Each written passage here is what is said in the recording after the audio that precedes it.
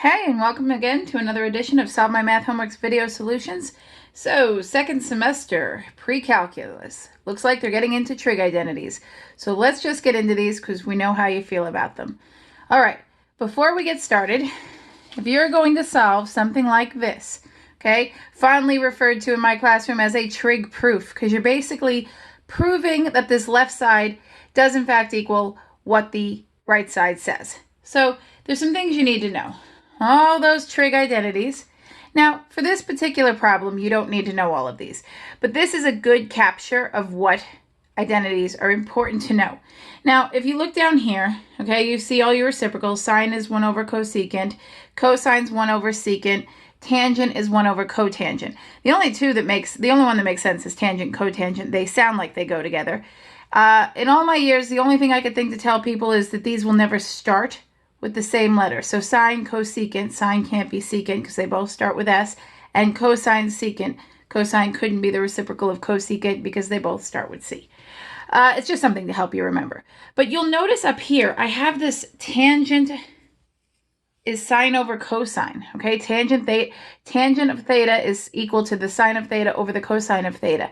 We can get into where that came to be, but I think most of you know that from your SOHCAHTOA. But down here we have this tangent's 1 over cotangent.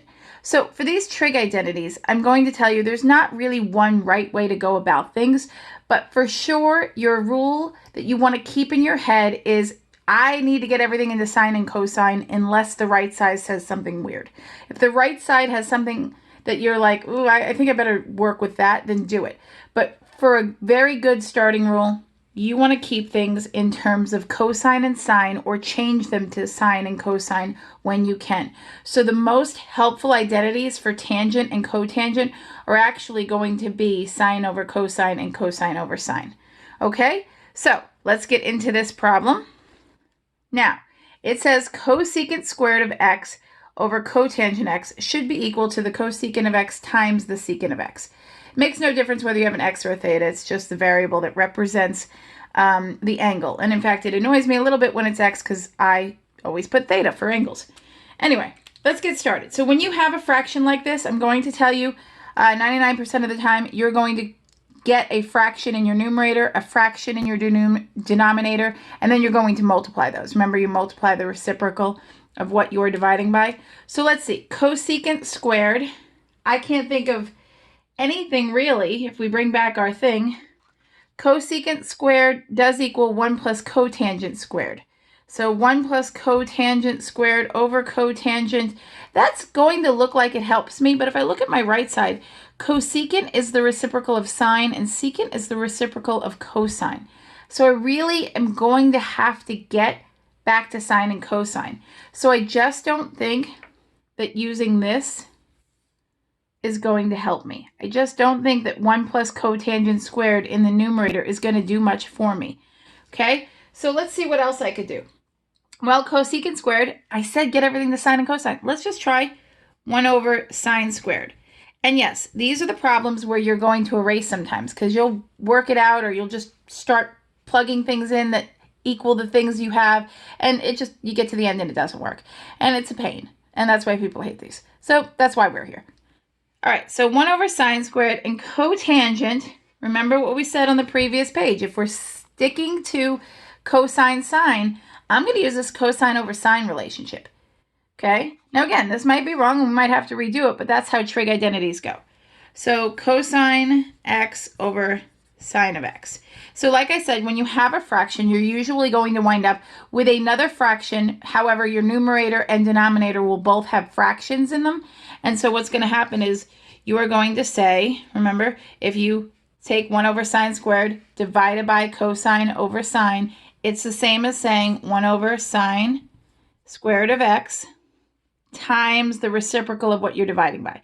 So sine x over cosine x. I like this. I'm not sure it's perfect yet, but I like this because look, I have two things multiplied. Now I have two things multiplied.